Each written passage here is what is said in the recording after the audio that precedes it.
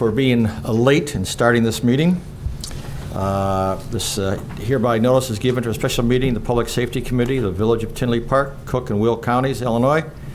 And we're supposed to begin at 5:45, but it will start exactly at 6 o'clock on Tuesday, August 29th, 2017, in the council chambers of the Village of Tinley Park, 16250 South Oak Park Avenue, Tinley Park, Illinois. I'd like to receive an update for the security cameras throughout the village.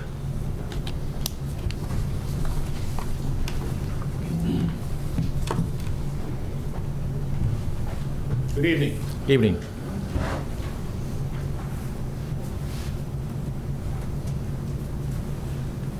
This is Steve Mancioni from Pace Systems. Okay. Steve Mancioni, Pace Systems. Thanks, Pat. Appreciate that. Got you covered. I was asked to stop down last week, try to put something together, try to give you a quick synopsis of what the village CCTV looks like. And I'm going to do my best to give you a high-end overview of that. And we'll start with, this is kind of a basic agenda.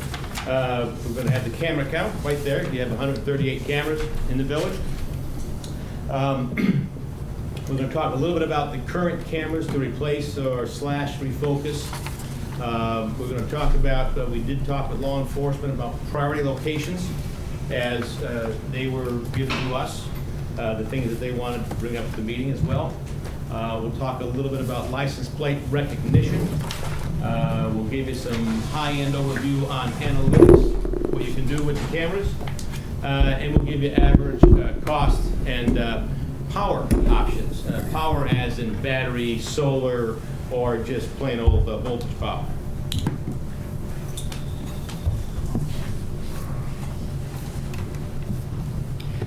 Starting out with the Oak Park Avenue train station, this is a view that the police and law enforcement will get with just your view of your cameras. I believe they have outstanding visibility right now. The ones that you may want to talk about refocusing or re-imaging would be these wider megapixel views. They give you a big overview of what's happening, but you can't really tell a face or a car. You'd have to do some drilling down, but it does give you a grand view of what's happening there. These are the rest. These cameras were pretty much, this was a new project, right? Yes, this project was just completed and engineered, and there's all new cameras, plus there's license plate recognition cameras at the train station as well on Oak Park Avenue. This is another simple view of the police department. This is the cameras view inside. Got the back door, some hallways. There's more views, of course. That one in the lower right-hand corner, what you see there, it's a fisheye camera, and the fisheye gets sliced into four. You can see in a circle, okay? And right now we've got that so they can see all four directions with one camera inside that lobby. Right now, currently at 183rd and Harlem, we have two cameras denotated by those two arrows right there. These cameras were originally put in by, I think it was Double E back in the day, and those cameras were replaced about 5 years ago, and they give you a general view of what you're looking at. That's one of the cameras that's supposed to give you the intersection. Okay, so you have a general idea of what's happening at the intersection. Not really catching license plates. It's just a general overview. You can tell something's going wrong, but when it gets down to detail, it's something that we should be looking at changing out. This is that same picture at night, which is just about useless. So we want we want to look at new technology there. This is going towards the Speedway station. All right, so you're heading southbound towards I-80. This is a camera that's almost taking in 4 lanes of traffic, because right over here, you'd be turning out 2 lanes, and then you'll see the next picture. It's a good photograph. It's not the best. Now, mind you, if there was a semi-truck right here, you would not see that car's license plate or even the color of it. So we've got some suggestions for you there. That's that same camera at night. Again, couldn't tell anything by it. As we talked with law enforcement, we talked about prioritization of what the chief and his staff think is the most critical areas to cover first. And 183 in Harlem is priority 1. The orange cameras, the orange dots and arrows, those are representative of what we would recommend doing at the most economical pricing. Getaway to the east and getaway to the south towards I-80 is what we want to cover the most. And what we want to do is we want to do our best to get a 95% recognition on license plates. And they're probably moving pretty fast. So we've got to catch the road. We want to make sure we catch this road now. This is an older picture from Google Earth, but this is all developed now since then. What we would do is we talked and we probably stretched this out, put the cameras down here, put one for each lane. That will give you your best opportunity to catch license plates. So we'll catch one for each lane southbound, one for each lane eastbound. This would be a phase 2. This was not a top priority, but law enforcement would like to see it going all 3 or all 4 directions. But these 2 would be the best. We stretch them out, save some money, put them in each lane.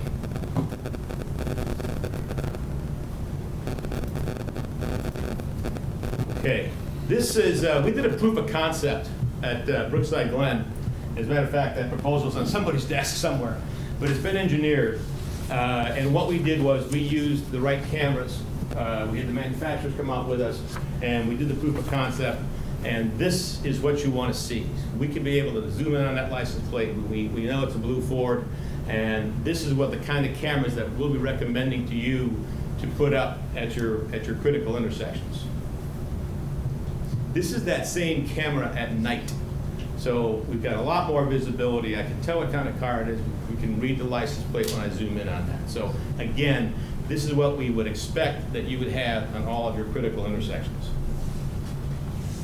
Right now on the 183rd Street, the green arrows denotate the cameras you have right now looking at those intersections. They should be looked at again. We can tell what's happening, but again, they're not the latest technology, and we would recommend that those be reevaluated. We're going to go right down the priority lists that we had from the chief and his staff. 191st and Harlem Brookside, this is, I believe this is number 2 and 2A. These 2 intersections right here are very critical that we cover that. Again, I believe that the proof of concept, John, we did was on the west side, right? So again, critical intersection 2 and 2A. 159th Street, Harlem, priority 3. We would take the same concept of 2 cameras per lane around the intersection. So there's 2, 4, 6, 8 cameras is what we recommend. But again, only half of those would be critical, I believe. Oak Park Avenue, 159th Street. Oak Park Ave, 167th. This is the 183rd and White Eagle. That's my little crazy line down the little red box is what we'd be looking at. That would be a little lower on the priority according to law enforcement because most of the activity is heading towards the other way out of town. Okay, I want to talk a little bit about cost. How much is all this going to cost us? What the proposal came back from Leggett, our engineering firm that you use. For the cameras that we use, for Brookside, we have 12 cameras, and it was about $114,000. So you average about $10,000 a camera installed. Okay, so start doing the math and clicking through what that would cost you. So, but that would bring you power, maintenance, licensing, everything else you would need. There are analytics that can better be used, especially I shouldn't say man traps, but by the railroad station. We could probably set up some kind of things where things can be alerted. If someone walked to that door after a certain hour, if someone went down the wrong way after a certain hour, the analytics are a little magic pen that you put inside the camera. It's all housed inside of it, and it's a cross line. You can count people going this way, but not this way. So it's pretty sophisticated stuff. And the prices have come down pretty aggressively. And the analytics are coming with the cameras now. It used to be special software, but as we go forward, technology, the rule of Moore's, everything's getting, you're getting a lot more for your money. Okay. LPR software. Quick note on LPR software. How much is that going to be? Your average retail price on a piece on a camera for LPR software, the stuff that will read the license plate, take it into a database, and even alert you when that, if you get a call and it's license number 12345, as soon as that license plate comes through your town, it comes through LPR, it reads it and reports it, big flashing lights go off. So that is something you can also put in there. That license plate LPR is about $2,000 per camera. It's a one-time fee to buy it, but you got to have the $600 a year maintenance on LPR registration for the software. So again, that can go into your grant formula. As far as anything else, that's a quick 10-minute overview. Questions? So I had a couple questions. Number one, when you were showing the different intersections, was there LaGrange at all on there? I didn't see LaGrange, anything going out to LaGrange Deity. Is there anything? To LaGrange? Yeah. The one at LaGrange was at the insert.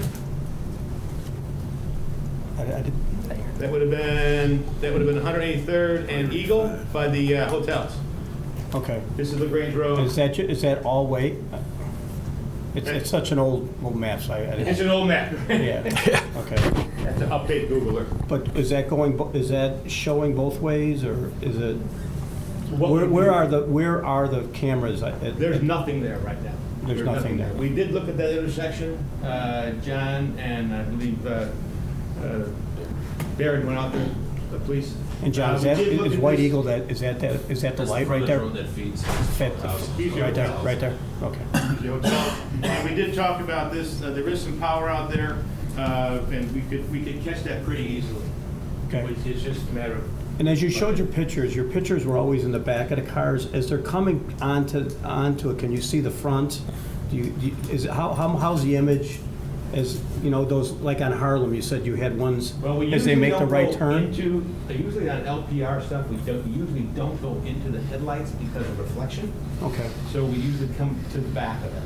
We could put more cameras up there. I'm just trying to think the front end of it gives you just a little bit of a different view than the back end does, Gotcha. especially if you're looking for specific things.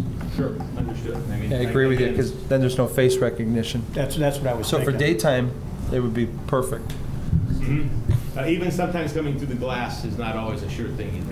It's not that easy. You Tinted. It's not CSI. Or the tollway. Mm-hmm. But they spend millions on those toll booth cameras. You so put eye passes up there? Yeah. Here's a question. Is this your first time presenting this to the board, to the village? This presentation, it is? Okay. I'm just wondering, because I realized, after some investigation, that we had money appropriated for this in the last budget, before the last board. And I'm just wondering how come we're just getting you now, that this has been done appropriate a long time ago. I don't know if anybody else had sent that to us? Let me or- speak on behalf of that. Sure. The request for cameras at the Brookside Marketplace was budgeted for last year based on the fact that we did discuss that intersection with Steve and his group at Pace. And we had the presentation done to Leggett and our engineering firm to have that packet put together for going out to bid. It was at that time that we received it that we realized that, that further investigatory measures needed to be taken. So we put that project on a brief hold here to present this to the board to see if you wanted the funds appropriated differently as opposed to where we budgeted for that Brookside Marketplace area. Okay. I just wondering why a year, that's all. Thank you. No, and again, like I said, it was planned on putting those funds towards Brookside Marketplace when it was requested over a year ago. But with recent situations, we're looking at it differently here. Yeah. Thank you. Is this technology that you're showing us today, is this as up to date as there is out there today? From the standpoint of marketplace? Yes. Okay. There are really great LPR cameras, but what happens is the farther away you get from something, the less chance you have to get an accurate read. Different angle, less chance you get an accurate read. Faster it goes. If you'll notice, like when you pull out of a parking lot, most of the time that camera's about hip high. But hip high also means vandalism chances and things like that. So right now, the technology they have today is pretty solid. As a matter of fact, I believe, Chief, you were in Orland Park? We were. Chief was relating to me that he was in Orland Park last week, and they saw some pretty good stuff, very similar to what we're showing today. And they were catching license plates, and they were probably 15 feet high. Okay. So the technology is better. Steve, who monitors this? Is this the police department or your company that monitors it, that sees the license plates, or can they call you and say, hey, we got a hit and run or something? No, sir. No. You'd have to address that to the chief. Or Matt, there you go. It's monitored by the 911 center. Oh, okay. We have camera monitors that are there at night and on the weekends. And then also, all the dispatchers have cameras also on their screens. Because I know that the red light cameras goes to a different thing. Yes, red light cameras go to a different thing. Yeah, okay. The only thing I would suggest is the one that was priority 5 be moved up, because there's really nothing on the west end to cover LaGrange by I-80. Actually, I would actually look to see about maybe 179th in LaGrange as well, because we have a strip mall there and there's a big batch of homes that comes out of there. I mean, they're at I-80 in less than a minute. Okay. I don't know what you think about that. That's a good light, I think. Yeah. Because that's where, you're coming out of there, either there or where John's talking. Those are the two that they're coming out of. So And you get it's people either- also- It's either one or those two, so, I like the one at 100, the Eagle that you first asked, because it covers the hotels as well. right. The restaurants. So, I mean, It's an active corner, that's for sure. We are very happy. of course you are. You put them on every corner if you want. You betcha. Yeah. I would highly suggest those two off of LaGrange. One of the problems with the LaGrange, we talked to Orland Park about it, is the lack of poles there, or the poles that are there. If they're IDOT poles, then it creates a whole different scenario. Best case scenario is it's our light pole with our power in our community, and it's sparse down there, so finding a location is the problem. Is it really hard, Steve, from the view of IDOT? Do you have to go through a process with them to? Yeah, I mean, We you may- get permits and. We'd be more than happy to, what we love to do is give the trustees the quotes, and then whatever, I mean, it's your job to figure out what you want to prioritize, right? So, but you need some numbers in front of you to make any salient decisions. Right. So we'd be more than happy to start digging around. I'm sure there's a couple more vendors they use in town as well, so. Yeah. John, is 179th Street to LaGrange, who maintains that? 179 to LaGrange. Yeah, from like 94th Ave to LaGrange. That's not ours in that area. I believe that's state there. State? I believe so. Sorry, I didn't see it, Kevin. Yeah, there's two sections in there, same thing like by 175th to LaGrange, that's owned by the state too. Cook County, I'm sorry, yeah, Cook County. And it doesn't hurt to ask them to look. I mean, like Mike said, that's a key light. And otherwise, we don't cover anything on the west end. Yeah, definitely would have to work with both of those authorities. I mean, I do like that you got 159th, I'm looking at all the edges. So, as you go around, I mean, it's pretty well covering all the edges that we're talking about. Well, that's what they want to do. They want to secure the perimeter, was the first thing they want to do. No, I think Steve did a good job on laying that out. How soon before we could expect quotes, or how are we going to get? Let me circle back with John, probably Pat, probably sit down and chat a little bit. Because, getting the really accurate quotes is going to mean some discovery time. So if someone's got to pay for someone to go look for electrical pipes that may be like getting across Harlem Avenue at 183rd. You got Will County, you got Cook County. You've got maybe major utilities, because if we can't chase that wire through there for the power, because there's a power pedestal right there on the corner by Speedway. If we can't chase that power through there, if that conduit is cracked or crushed or won't take any more, then you gotta go to Plan B. Plan B may be doing some directional boring underneath the highway. And that's a big highway, and God only knows what's underneath it and how many layers of bureaucracy we have to find out. And then Plan C might be battery power. So part of that, you might have to budget a little bit of money for someone to dig into it and see exactly what it's going to cost. Because what you don't want to do is come back here and say, oh yeah, it's this, and then all of a sudden, oh, by the way, it's all screwed up, and we're going to cost you an extra $50,000. So Hey, Kevin, we'll work together. could we look at that camera that's across from the Wendy's to see what kind of camera that is, to see if maybe we could lower that for a better angle? I think John would be more on that, on the Okay. camera side. Yeah, like I said, each one of these cameras, again, are being looked at in, prioritization. Okay. You know, Because that camera may be good enough, like you and I said, if it's lowered, because it's pretty high. and again, when all of these were individually installed, they were all installed for a purpose at that time. And then if we want to, request that PACE does a full system assessment and, along with the individual intersections, and price us out for, an assessment and a response to that assessment, what the cost for the adjustment will be. I mean, Public Works can go out and, move cameras, but we don't want to do that just on what we believe is right. We've been trying to do all of these cameras with the intent of, best serving the police department. So, anything we do here to make any adjustments, we want to make sure it's going to, be to their advantage.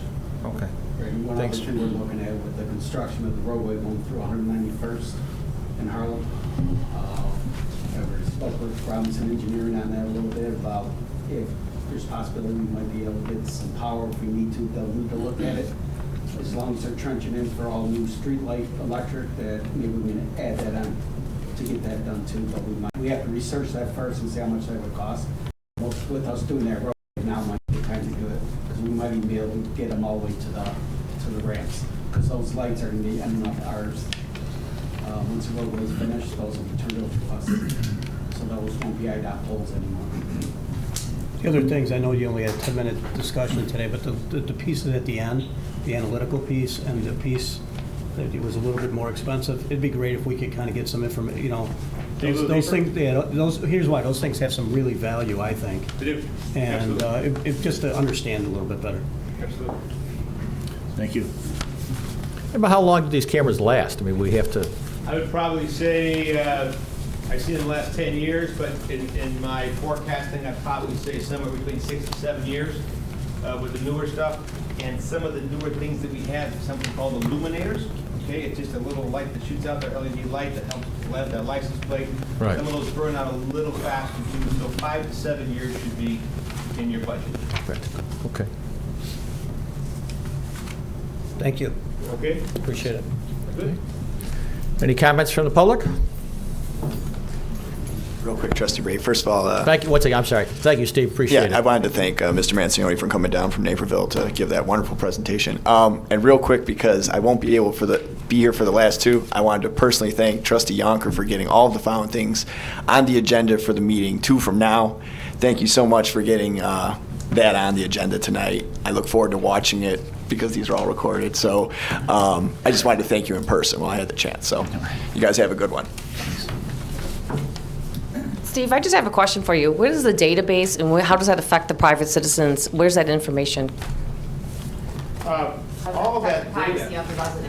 All of that data is in under the control of the village department. So as safe as Tinley Park's data is as safe as the resident information is. So under the police? You'd have to pull in Mr. Clemmer or Mr. Zelinski to ask them. I mean, I know their servers are secure. They do a pretty good job. They do a very good job of keeping things secure, keeping backups of all that. I know they have firewalls as well. But we could review the technology and the safety and security as well. I don't know, it's a different tangent, but, I don't know what the village has done for any breaches of data entry. So there's tests out there that we have. You can hire people to come in and say, okay, do a test. I want to see if you can get into my network. So, Trustee Berg, so it's on a secure server, and some of the information is held for 30 days, some of it's held for 90 days. If they need to preserve something, if something happens, we can preserve that data. In the video data is longer, if the police department designates that they want something flagged, something like that, that can be preserved in archive. Would that be like a subpoena for a crime? Or a request from, the police department or anybody saying, hey, they want to look at this, so we'll set it aside and make sure it's archived. Thank you. Can I ask you a question? Sure. The cameras, you're talking about mostly on the license plates? Yes. So, can I ask you a question? Sure. Is that important in the crimes that we're seeing going on? Is it the license plate the most important thing? It is the most important thing. Okay, so even though we know that these cars are being stolen from one neighborhood and they're just stolen, so they are only going to go back to who they're stolen to, that's the most important thing? Well, I mean, it's- it depends, the cars are used for all kinds of crimes, yeah. So for us to help identify and locate the car, the license plates, yeah. Okay, because, it just seems to me, if we know they're just stolen cars and that's what's going on, wouldn't we also want to have pictures of the people? I mean, can we see inside the cars? That technology is very, very difficult to get pictures of the people inside Okay. the cars. Because I know I've gotten a ticket and I've seen myself in that car. Yeah, So, the red light camera's a little different, and the tollway cameras are a little different. This is a so that broader technology perspective. isn't there? Well, That's what you're saying. we can do it, but a red light camera, most of the time, we're going a little slower, or we're rolling to a stop sign. We've done it at the airport, and it's still very difficult to do. If that window's rolled up, there's a tint on it, it's hard to do. Okay. And the cameras, and where the Lane Bryant shootings were, was the developer supposed to put cameras up there? I mean, who would know that? Who was here then? Is there some, because that's what I believe they were supposed to do. And is it our responsibility as the village to make sure that was done? I mean, I don't know who, could somebody find that out? Yeah, I know, actually, at that point in time, when we were discussing it, when that happened, the only people that really had the cameras up there were Target, that had some initial cameras. The developers were not required to have cameras up there at that point in time. I know there were discussions after the fact, we talked to them about that. We talked to some of the businesses. Some of the businesses were new there that had cameras that were installed but not activated yet. So I believe at that point in time, the developers were not required to put the cameras in there, but there was discussions after the fact with them. Okay.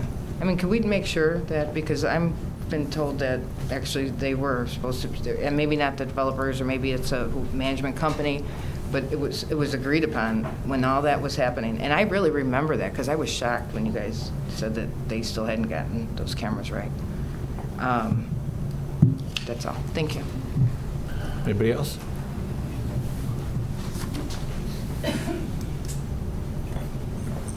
Just real quick, Mr. Mancioni, I don't remember what camera you said, the $600 a year maintenance fee, what would that entail for? That speaks to the software. So it's pretty standard these days that if you buy software, they get you on the back end and an annual maintenance fee. So that's patches, bugs, and improvements. And that software is more expensive because they don't sell that many licenses of it. Because maybe a city's going to have 40 LPR cameras, and so they raise the price. Okay, what type of camera was this to do? That would be an LPR recognition camera, license plate recognition. Oh, okay, all right, thanks. That would be for the license, not for the camera itself, but for the license to make the software fancy. Right, so that's per year. Right. Okay, thanks.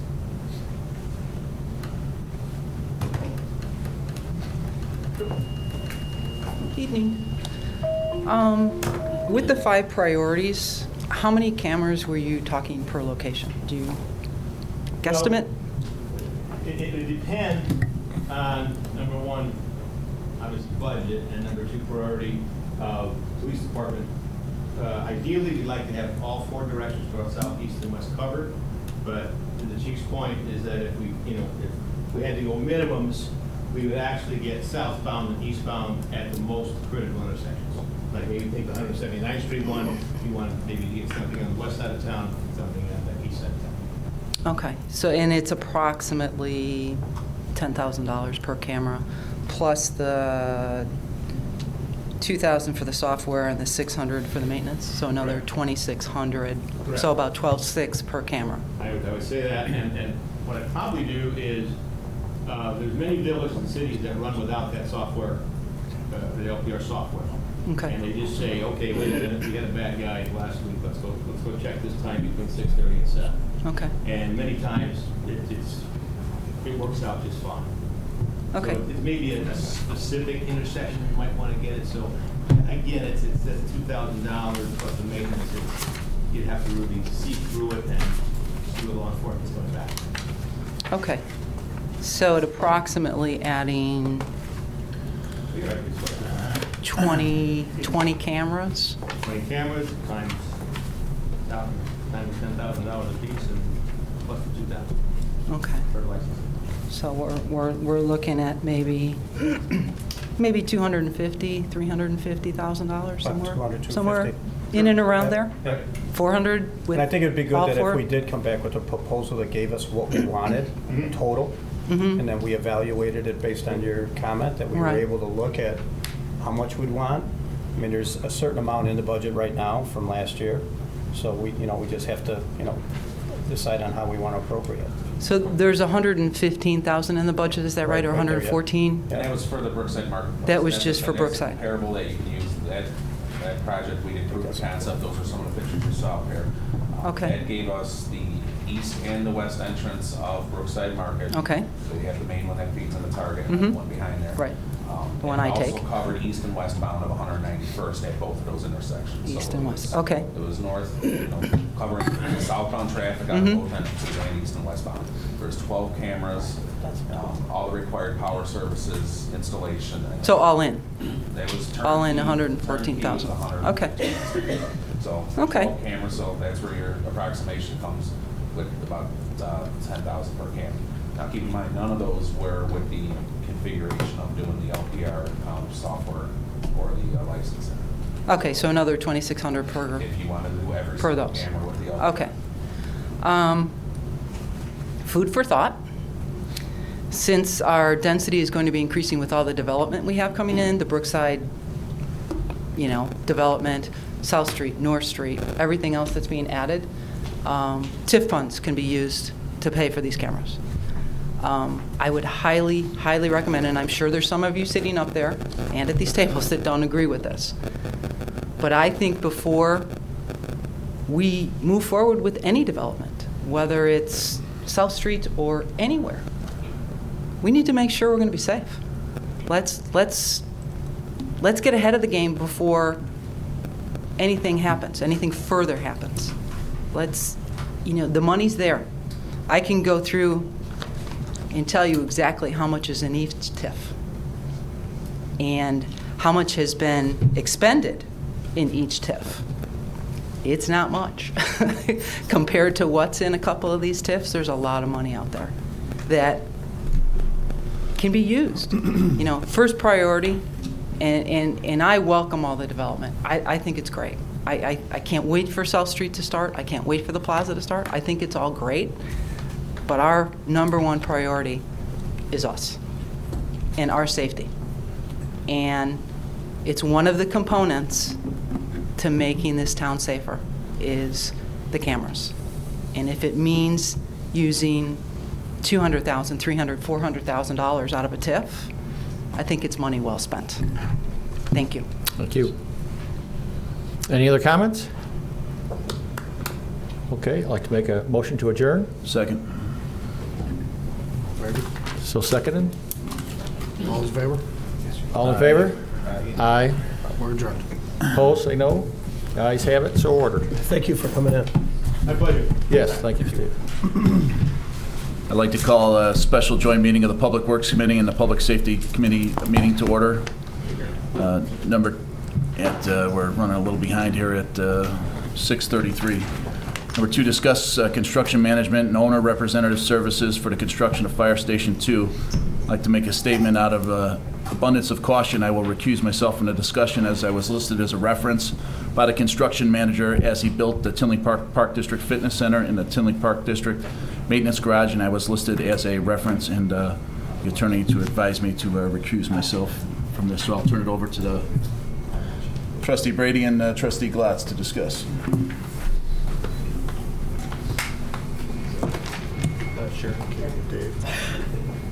Well, we have a discussion concerning various builders.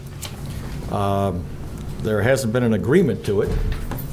And I think Trustee Glatz and I have decided that it might be better to put this on to the agenda in September 12th, and so we have some more discussion and discovery on it. When you mean agenda, he means the... I didn't mean agenda, excuse me, go ahead.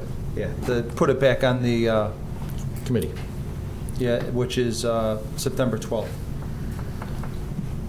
I think that some of the scores, I think we need to relook into some of the bidding scores and some of the qualifications. Any further discussion?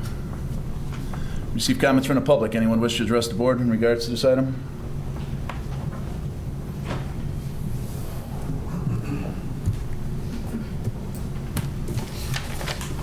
I just want to make sure this is all the same thing.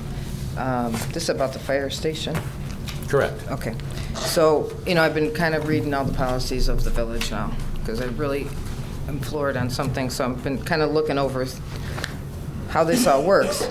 Now, what I understood is that from our policy is this RFQ is put out there, and it's cut off, right? There's a certain time period people can get into this from, right? Is that how it works? Do we follow the time period in the policy? Yeah. What's the time period we allow for people to do that? There's an RFQ that gave firms deadlines to. Okay, yeah. So I saw this is on, you guys have this on your, when I'm looking at all the information on this, February 24th. Brian was on here, and Jake, I think, are the only ones that are still here. Oh, and Dave Niemeyer. But you guys already went through all the finalists, and you came down to 6, right? So what happened to this? How do we... That was, I did find your answer to your question. The proposals were due on January 30th. And we had, I believe, 16 proposals at that time. Yeah, that's what you said. You had 16, and then these were your top 6. And then at that time, we initiated interviews. Mm-hmm. We started the first round of interviews and the second round of interviews before we came to the final. The 6.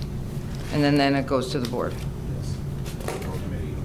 But is this the same one you guys are bringing up now, you're talking about? Correct. It's the same companies? Because I don't even see them listed on here. It's not, are you talking about the email Guys- from Steve Tilton? Yeah. When you Yeah, went no, through that's this not the process. same.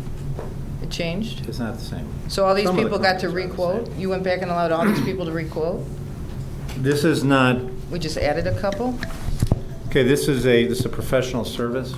So kind of like with our engineers, it's not really a quote. Okay, so basically, we accepted So qualifications. it says RFQ, you went through the RFQ process? but Right. Now you're not going to use that process? No, we did use the process. Okay, and then basically, the staff went through and made some recommendations for these 6 firms. Mhm. Okay, and then there was request to look at some other firms. The staff did that. Who We makes went through- those requests? Like, who does that? Who does what? Who makes the request to go get more? Well, as I say, this goes to committee, and whenever we have a committee involved, we typically will get the committee chairs Okay, involved. that's okay, then I'll look the Right. minutes up for that, Yeah. that's fine. Yeah. Mhm, okay, I'm sorry, go ahead. And So, then, yeah, so it's a request for proposals, and so basically the staff did interview them. There was ratings done by the 3 staff members that were interviewing them, Steve Tilton, John, and Doug Irwin. yeah, We were not able to find Steve's scores, but we do have scores from the other 2 staff members. So basically, that was ranked. There's been some, I will say, difference of opinion, I think, between staff and some of the elected officials on what should have been rated in the RFQ. The staff thought that the fire station experience was important. We also did not have cost as one of the factors in here, and I think there's been a difference of opinion as to whether that should be included. because So- there's, somebody's up here is a better so we hire you guys to make these decisions, because we're assuming you're qualified to make these decisions. And then we have somebody more qualified on our board that's stopping it? Is that what it is? Well, as I said, when we present these things, we go through committee. We've gone through this with other proposals. Trustee Mangan's been involved with proposals from his committee. Trustee Berg's been involved with the proposal with the CODA group. So, yeah, we do get feedback. But I mean, you from- gave me this, policies. This is Yes, what I we did. follow in this village. And we did follow that policy. This is a But professional service. You guys went through the whole RFQ process, and now people are coming up to get the job that weren't even on here. They did submit proposals. There were 16 firms. But they The weren't on board can the top submit- 6. The Okay. staff? It- No, I know, I'm just but saying, mean- this doesn't even make sense. I understand, but the staff, there are 16 firms that proposed, and the staff makes recommendations, the board can agree with it. Okay. The I board guess can I'd like disagree to, with is it, that in so. the minutes of the committee meeting that discussion took place? Because I just, I feel like our village doesn't make the decisions. And I agree, if we have experts sitting up here that have better ideas, you should maybe consider them. I think, one of the things I would have to say is this, as this started in February, I'm not Yeah, saying I was, it's right or wrong, I but finally we did come saw how long it on takes. staff in May. This did come in front of a committee at that time. There was discussion. There is some expertise up here. I mean, that's what I do for a living now. And the bottom line with it is I think there's some good things that go on here from a discussion standpoint that I think there's some value to.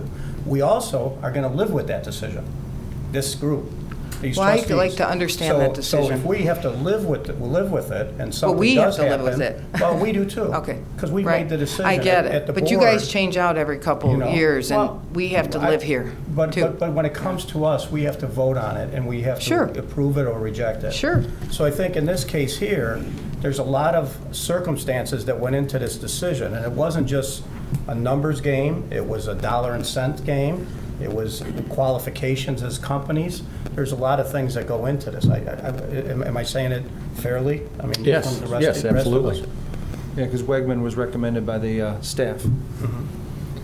Well, Wegman was reprimanded by the staff based on Recommended their by the staff. experience as building a firehouse. But they Right. met the Right. Yeah, in qualifications their of brochure, your there's like 14 or document that 15 you of say you them. followed. Right.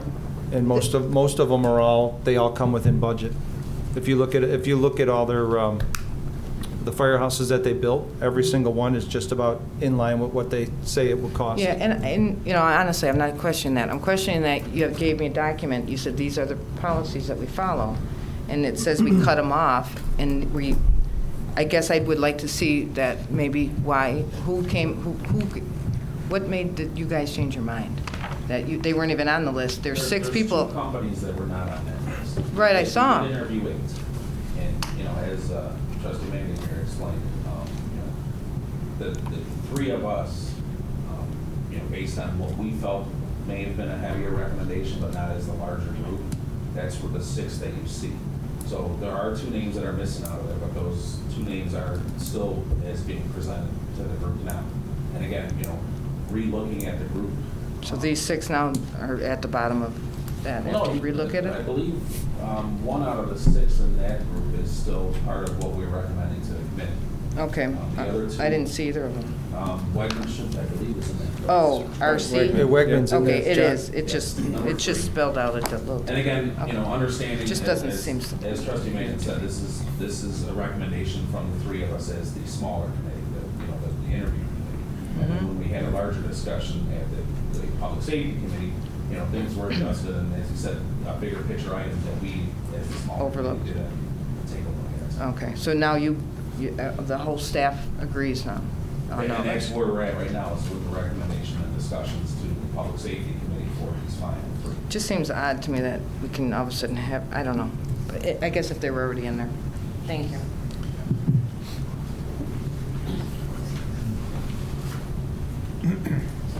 You going to the mic, chief? Trustee Yunker, is there a reason why you didn't recuse yourself previously? I wasn't aware till the legal counsel told me that I was listed as a reference because they did work for the Park District before. Okay. You've been around long enough, though. You shouldn't have, Should what? That I was on the Park At District? the process. The process of what? That I was an elected official at the Park District? when they built 2 buildings for us? And if I could, maybe let me help try to clarify that. Sure. And I did recommend to Trustee Yonker to, out of an abundance of caution, to disclose and to abstain from this. But if you look at the code, there's a section there that talks about having business relationships with folks that have matters pending before a committee that you may vote on or the village board. Now, pending before the committee, it talks about bond proceeds, zoning matters, things like that. So technically, I thought Trustee Yonker probably could have participated, but when it gets close, I recommend to these guys that they should probably stay out of it. So that's where that came from. Okay, so he really didn't have to recuse himself, you're saying? Out of an abundance of caution, my recommendation to Trustee Yonker was to bring this back down here. Let's do it right, recuse himself, and let's go through the process. That was my recommendation. Okay, I just wanted clarification because obviously it's all over social media, so as long as we get a true explanation, that's all we're looking for. Thank you. There's nothing further. Do we have a motion to adjourn the meeting? Second. All in favor? Aye. I'd like to call the Public Works Committee meeting to order. Item number 2, receive an update on the fountain. John, we've got some pricing to replace our crown jewel fountain on Oak Park Avenue here. You want to go over those? All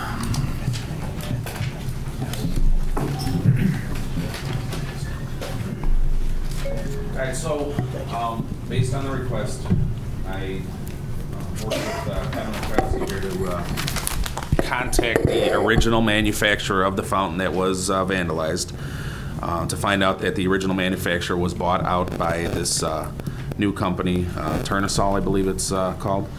And we contacted them and asked for 3 different options to be presented. Option 1 is the replacement to mirror the exact fountain that was out there that was vandalized. Option 2 is a little bit more vandal resistant. We wouldn't have the second and third tiered fountain bowl. It would just be the bottom bowl with perimeter jets that would spray inward with a geyser effect up the center. So if someone decides that they feel the need to take a bath in the fountain, they don't have anything to knock over there. And then option 3, following with the possibility of some type of branding item in the center. And you can see in some of the photos here, we've got one where one of the baseball fields just did an oversized baseball in the centerpiece. If the board felt the want to put possibly a guitar or a musical note or something to follow the branding, this company can actually engineer and create something of that matter to be put in the center. So right now, I'm just asking for your board's the committee's recommendation here to further pursue one of the 3 options based on our discussions here. We have funds for this in Public Works from some other job savings, correct? And also, I believe we got some money from the person that destroyed the fountain. We got a partial little bit, like 10,000 or something. $10,000 part of the Yeah, agreement. right. Okay. That's all he had, they check. Okay. Anyone have any concerns, or are we fine with the option without the bowl? I think it's a great idea to have a guitar or a musical note or something, in it. I think that would go along with branding. I think it would look very nice. Might be able to do something with, does it come with colored lights? Yes, the new technology, the previous fountain had just the regular halogen type lights, but now with new technology, we have the upgraded LED lights. So we can look at, doing colored lights in there. Be like south side of Buckingham Fountain. A smaller version of it. So yeah, that third option though it's double the price of the other 2 options. We just want you to be aware of that. And though that's not exact pricing for that third option, this was a guesstimate on a previous one they did for a baseball field. Since they haven't done a musical guitar or whatever, it could be a little bit more, it could be a little bit less. That's why that's a little bit more wide range. But it would have cost us more time and more money to investigate that third option if you guys didn't want to look at it. Mm-hmm. So those are your 3 options from this same company that would fit that foundation that we have out there. We won't have to worry about this until the spring, right? Yeah, it's probably going to take Basically, a few yeah. months to build. Yeah. Yeah, essentially, all I'm asking for at tonight's committee is just a little bit more direction on, what we want to investigate for cost and installation. Because we'd like to get it ordered, so. Right. Anyone else have any questions, comments? I guess option 2, that's listed here, the photos. I mean, could we go with that to put it to, add it to the agenda? I'm having a problem with my computer, so.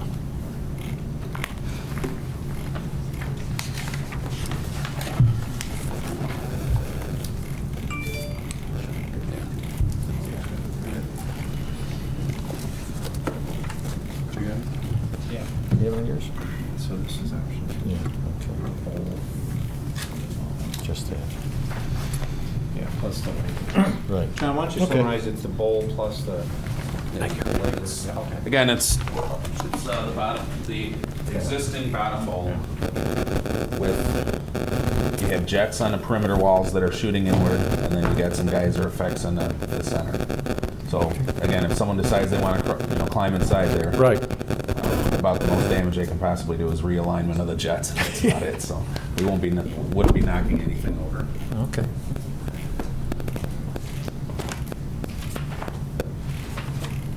I'd like to make a motion that we, unless you guys have any problems with option number 2 to put this Option to number second? 2? Yep. Second, all in Second. favor? Aye. Okay, number 3, discuss municipal parking lot bids. Kevin? You can do that.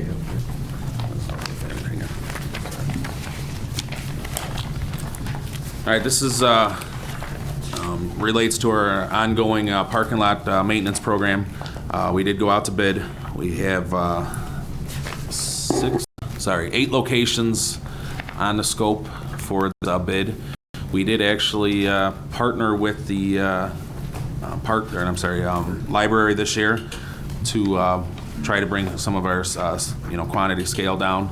So again, with 8 locations, we had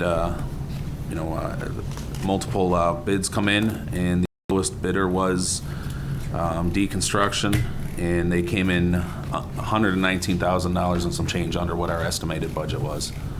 So we're asking for approval to go forward with Deconstruction to the board.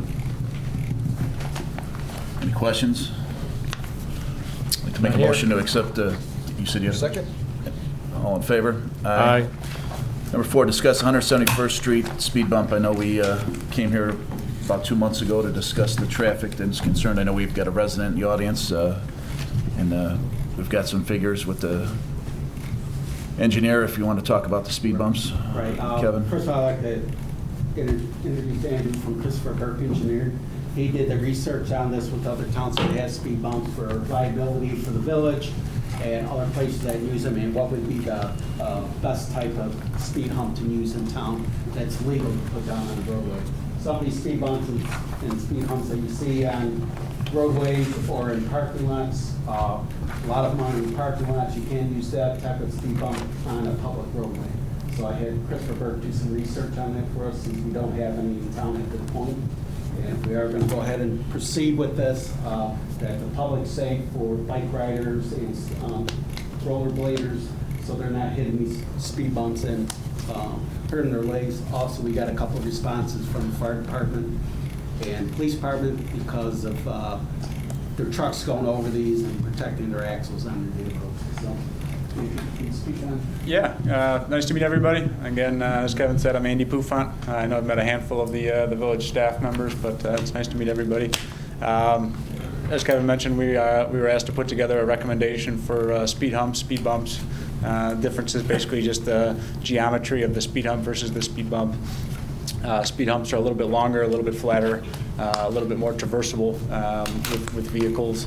And so we were asked to put together a recommendation in front of the village board for a location along 171st Street near east of Oak Park Avenue. And we put together basically a list of about 3 speed humps or speed bumps that we do. We've worked with these municipalities, one in the village of Chicago Ridge, one in the village of Glendale Heights, and the other one in the village of Rosemont. All of them were used in different applications. Two of them were used on residential roadways, another one is used in a municipal complex. We put together our recommendation to go ahead and, in the event that the village does choose to go ahead and install a speed hump, we put together a recommendation for the Traffic Logics speed hump, which is used in the village of Chicago Ridge. They installed theirs initially in about 2011, and every year they get petitions from the area residents, and they're actually adding locations in town. Based on the durability of the product and the performance, as well as the similarity between the desired result along 171st Street. That was our recommendation to go ahead and move forward with that particular product. There are a handful of other traffic calming possibilities, such as pavement striping, stop signs, increased traffic patrol out there. But in the event that the village does choose to move forward with the speed hump, that would be our recommendation. So, Along 171st, what are you recommending? How many? I understand that both the fire department and the police department have looked at the location. They have provided a recommendation that, subject to basically their study, that they're looking to go ahead and implement a study, have one installed. Is that correct, Kevin? Yeah, it'd be one installed probably, I think it was 2/3 away. I think we're looking for a little bit more response on the other way coming out. But possibly with that length of roadway, we're probably going to end up putting two. And I think the idea was that the police department would install them, do a study, and follow up and make sure that it's providing the desired results before moving forward and installing them on an annual basis. And the reason why I say an annual basis is because typically the other municipalities that I've presented here, they generally install those in the springtime and they pull them up during the wintertime, basically for snow plowing. You got to pull those things up. They're not a permanent traffic control measure. They're more of a seasonal from the spring to the fall. So they also can be pulled up for special events and other things, and roadway maintenance, stuff like that. So, Any questions of the committee? No? You answered my question before I asked it. I was just going to ask one question. From the standpoint of pulling them up, are they pretty hard to pull up? Once they are, for... They're anchor pins. Okay. Anchor pins, they come with the product itself. They get drilled into the existing asphalt or concrete pavement. It could be either. And those get removed and put back on an annual basis back in those same holes. So. Do you put signs up that say, caution, speed bump, or Yeah, are those taken down annually as well, or? If the speed hump is not there, we would recommend pulling those as well. For liability purposes and stuff Right. like that. So yes, we do recommend that once the speed hump is installed, that high reflective signs are installed next to them, notifying the warner, notifying the driver in advance of the sign, or in advance of the speed hump. The one you have in Chicago Ridge, how's that gone? I mean, what are you hearing from the fact that when they put it in, any Positive things. A lot of positive things? Positive things. There's been no resistance from the police department and the fire department as far as traversing theirs during emergency response time. The results based on the residents, they come back to the village board asking for additional locations for these to be installed, providing a positive sign that they are benefiting the area residents, reducing cut-through traffic, slowing down vehicles on large thoroughfares and cut-throughs. Thank you. One thing I'd like to say is we'll have to shrink these in a little bit. We can't bring them all the way to the whole roadway because there are no sidewalks in that area. Right. So you have to have safety for rollerbladers, pedestrians, and bike riders. So. How much room do you usually give, Kevin? We're thinking, I think we said 3 to 5 feet from the edge. I think 3 feet would be recommended, 3 feet off the edge of the pavement. One of the residents that's been here before, so I mean, there was a sidewalk along 171st by the baseball fields. That doesn't count because there's parking in front of it, or? Right. Okay. Right. I think that would be depending on Because the final. sidewalks are made for pedestrian traffic. It's not made for bikes or whatever. Sidewalks Okay. are made for pedestrian traffic only. Okay. You're not really allowed to ride bikes on sidewalks. All right. Thanks. Thank you. Anyone else on the committee have any questions with that, or? No. We'll make a motion to approve the speed bumps on a trial basis. Second. All in favor? Aye. Aye. Did you want to say anything while you're here? Oh, I would. Go ahead, Jamie. Hi, I'm Jamie Hubbard again. I live right there. You guys put some signs up, and I really appreciate the speed limit signs, but they did nothing. Like right after you put them up, a car went straight instead of turning on 171st and went through the fence and hit a tree. Saturday, we all have one-car driveways, and our property doesn't allow us to have a two-car driveway, so we have to park across the street. And I was walking my 4-year-old across the street at night, and it's dark, and there's no lights over there, and he tripped in the middle of the street, and we almost got hit by a car, which turned out to be my own employee. I think she wanted to take me out, but whatever. But it's just so unsafe. I was sitting on my front porch the other day, and this boy drove by or walked by, and he said, "Hey, you remember me?" And I said, "No, I don't think so." And he said, "Oh, I was the boy that landed in your front yard when I got hit by the car." I said, "Well, it's great to see you walking." So it's really, really important. There are 750 kids in that school right there, and those baseball fields, I can't even tell you how many kids are out there daily. And now we have football. So I really appreciate you guys doing this. It's very important. Thank you. Thanks. Number 5, discuss 175th Street turn lane study at Tinley Park High School. Chris, you want to talk about this? Yeah, we were asked to take a look and see about adding some turn lanes at 175th Street by the high school. Essentially, the initial request was for a right turn lane, so eastbound traffic going into the high school, putting in some sort of access. But looking at that, really, if we're going to get there and make some improvements for that intersection, we ought to consider doing the left-hand turn lane also coming from the eastbound. So that's what's proposed in there. We would initially just start out, and I can't imagine we'd even use 10 hours, just to make sure the county would find this as a permittable project. Before we did anything, we'd want to make sure they would not have any objection to it. I wouldn't expect that you would. The comparable in my mind would be to take a look at Central Avenue over by Yankee Woods. There's a right turn lane into the Forest Preserve, fairly big-sized parking lot, probably has a similar kind of volume of the parking that you do at the high school. It's been permitted there. I can't imagine why a right turn lane would not be permitted here. The key things we would need is 3 years accident data. We want to make sure if there's some accident reason, justification, it's really a safety improvement. This isn't really a traffic warrant improvement. So we want to verify that, hey, is there some accident data? We should have that, and we use that when we talk with the county. So, altogether, you're looking at about, maybe $100,000 to build a right turn lane, another $100,000 to build a left turn lane, and then you're resurfacing 175th Street. I think one of the thoughts was, could we piggyback it on the improvement of 175th Street from Oak Park Avenue to Ridgeland Avenue, but it's too far away. There's a gap there, and so to get the county to stretch the improvements of that, it's beyond the limits of that. So would there have to be a jurisdiction? We couldn't add that to the jurisdiction. You don't want to mess the jurisdiction. I don't think you would need a jurisdictional transfer, and I don't think we'd really want to pursue it. We have the jurisdictional transfer from Ridgeland Oak Park because that is a sort of a system that stands alone. The county will continue jurisdiction to the east, and they want to have jurisdiction, end-to-end, intersection to intersection, and Ridgeland Avenue is still under the county, so they're going to keep it south, so they still have a loop system. They really don't look for little pieces where they would force us to do that. Okay. We've got some representatives from the high school here, Dr. Nolan and Randy Cowan over here, and I believe that, correct me if I'm wrong, but you were under the impression from some former board members, actually the clerk, that this was going to be handled as part of the jurisdictional transfer. That's why I kind of want to bring this up there after I found out it stopped at Ridgeland after talking to John and Kevin. And they had some concerns there, because I believe you want to comment if you've got some traffic issues, obviously, in and out there. Sure. Obviously, even to have a right-hand turn lane would be great, but actually what you brought up, I think it's just as important as having a left turn lane for that traffic flow in the morning. I'm sure there's accident data that can be brought up.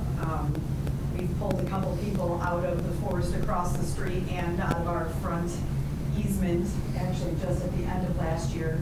And our biggest concern, and I'm going to throw out there a thank you for the sidewalk on the south side of the street. I know it's probably out of turn, but I just want to throw that out there because this all plays in together with regards to safety for our kids. So unfortunately, people are in a hurry in the morning, and there are people that are not going to Tinley Park High School that are traveling on 175th Street and get a little bit irritated when they have to stop and back up with the school traffic. So If there is a way to get that right-hand turn lane in, obviously we'd be extremely happy and grateful if there's a way to get both in there. I truly believe it's a win-win for both the village, for safety, and for eventual traffic flow. Yeah, especially because you got a war zone out there right now. There's a lot of work going on at that intersection. You know, the MWRD is doing the lining of the big trunk sewer that comes out of town, basically handles all of our waste. You know, that's put a couple of big pipes on the north sidewalk. It's shut down. So really, you've got no pedestrian access right now. So, Chris, just a question on my end is, could this project be done before we do the other project, or this would come after? Yeah, it could be done before. It's really, this is a standalone project. Linking them together, there's really no benefit to do that. You know, the two totally different projects in scope. The stretch between Oak Park and Ridgeland, we're reconstructing, lowering the road profile. Here, you're just going to do shoulder widening and a resurfacing. It's going to stay a rural section, ditch section. You know, there's no storm drainage over there. It doesn't make sense to consider putting curb and gutter out there without storm drainage. You're not looking until like 2019 as far as 175th being completed anyway, right? That's So we correct. could- Right. This one could be done easily next year. Okay. You know, When you as long go as east the funding- on 175th, how long is that turn lane going into the school? You know, that's something we'll have to do. We haven't done any of the You work haven't yet to done say, it. yeah, Gotcha. to say, you know, how long of a queue do we want to have there? You know, it's really the school buses, so we're going to set the tone for that more than anything. Right. So we'll get some information from the high school, how many buses, you know, that kind of a thing.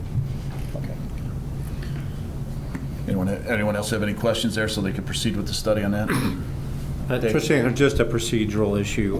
If you remember right, when we were talking about having the multiple engineering firms, we were going to have firms that are above my authority kind of have contracts approved by the board.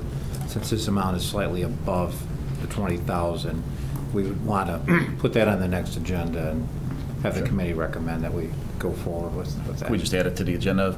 Yes. From here? Just Yes. Add the contract, okay. Yeah. I'd like to make a motion to add the turn lane study for Tinley Park High School. Do I have a second? Second. All in favor? Aye. Aye. Opposed? Motion carried. Thank you. Number 6, discuss police station exterior lighting project.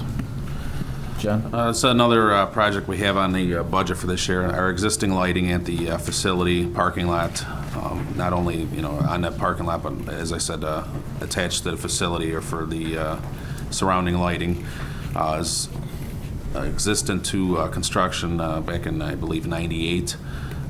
As along with all of our other lighting upgrades in the village, we're looking to switch these out to LED to save a large amount of money for our energy. And we have the light poles out there that do need to be recoated. They're showing some signs of rust and age. So this was recommended to go through our job order contracting state contract through FH Passion, and we came in just barely under budget here with that project as proposed. Any questions? Looking for a motion and to add this to the agenda? Second. All in favor? Aye. Number 7, discuss 84th Avenue street resurfacing, Cook County grant and intergovernmental agreement. Okay, Chris, you want to lead it off? I can talk about the grant. I'm not sure exactly what the agenda says about it, but we're in the position now, we've got a couple of documents that we need to get approved by the state. It's basically the joint funding agreement for the construction now. Just as a quick background, we were able to secure, we the village, late last spring, some additional advanced funding for the resurfacing of 84th Avenue from 171st Street to 159th Street. That jurisdiction is under the Cook County Highway Department. You know, we had a longer range plan with the county for some time now for improvements of that. When this funding became available, we started to work with the county to say, hey, we can advance this. It's STP funding. I think it's a 70-30 split, so 70% federal, 30% local. We, the village, are trying to get the 30% split between us and the county so that we share 15%. We've done this in the past successfully with the county. What the county asked us to do at that point in time was to submit for their Invest in Cook program. They had a grant program going out throughout all of Cook County. And this was a perfect project for that because we were only asking for a small amount of funding, whereas most projects were asking for a big amount of funding. Unfortunately, we weren't selected. So we're still in the process of negotiating with the county to see if we can get them to pick up the half of the local share. We have not been able to get them to confirm that, so I think that's important to know. I know Dave's Yes. office is working on Yeah, that we've too. been working with our lobbyist the last few days. He has been in contact with the commissioner's office. Hopefully we can get an answer soon. I think the challenge we're running into is get a little bit of a time issue. If we can get a positive answer in the next couple of days, great. If we don't get a positive answer or they need, a lot more time, then we're running into a time crunch where if we don't do the letting now, we would lose the other grant. So I think the policy decision for the committee is whether, if we cannot secure this additional $240,000 for the county, whether they want to move forward with this project. And I would think you would, just because of the large grant that we have, but we just wanted to. Yeah, so the key is on this one, we were able to secure that advance funding, but it was sort of with a caveat. We needed to have this thing out to letting in September. It's scheduled for a September letting. Yeah. So, it is ready to go. So we're kind of at a go, no go. The application was submitted, and was it in July? July. So we were hoping to hear then, but it's so that would be direction we Yeah, need. they were submitted in July, and then the county selected them about a month ago. So, Yeah, we received $1.2 million. So if we don't go forward with this because of the $200,000, then we'll lose that grant. But we have to get it on the next board meeting. And just- Otherwise, it'll be too late. and last thing on the background for 84th Avenue is, it's under the Cook County Highway Department's their jurisdiction. The parking lanes are under the village's jurisdiction, so effectively about half of that road is really ours. So even if we can't get the county on board at this time, we're still getting at least 70-30 split. So we're getting a good deal for the part of the road that's ours to get done. Once it's paved, we'll have the full ownership of it. No, the county keeps jurisdiction, which is, we've resurfaced this about 12 years ago, similar kind of a partnership with the county. Does anyone have any problem with that? So there would be, basically, in terms of the actual agreement with the state, you'll see on the agenda Tuesday, there's like a local agency agreement for federal participation, a construction engineering agreement, as well as a resolution of appropriating funds, which we have to do because of the grant. And again, if we can actually get a grant from the county, then that would be a separate IGA. We'll see in the next couple of days. But so just when it's on the agenda, there's going to be a lot of follow-up votes related to this, so at least 3. So. You need a motion for this now? Or? I think it's just a motion to move forward with. The motion, I'd like to make a motion to move forward with the resurfacing for 84th Avenue. Second. All in favor? Aye. Receive comments from the public. Anyone wish to address the board regarding Public Works?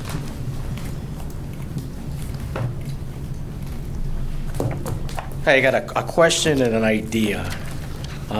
In Evanston, they have a fountain that's spouting purple, and I think it's probably representing the Northwestern Wildcats.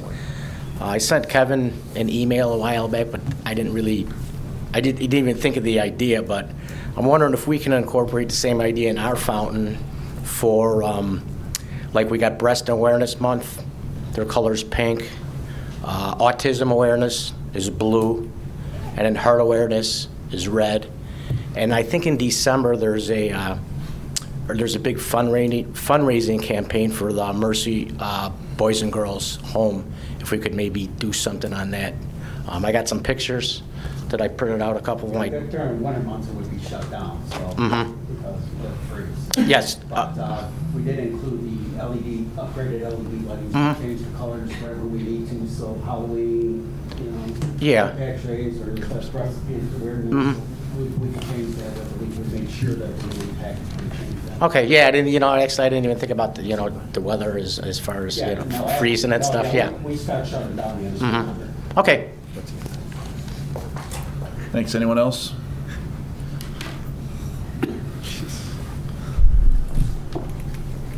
I wasn't going to talk from my seat.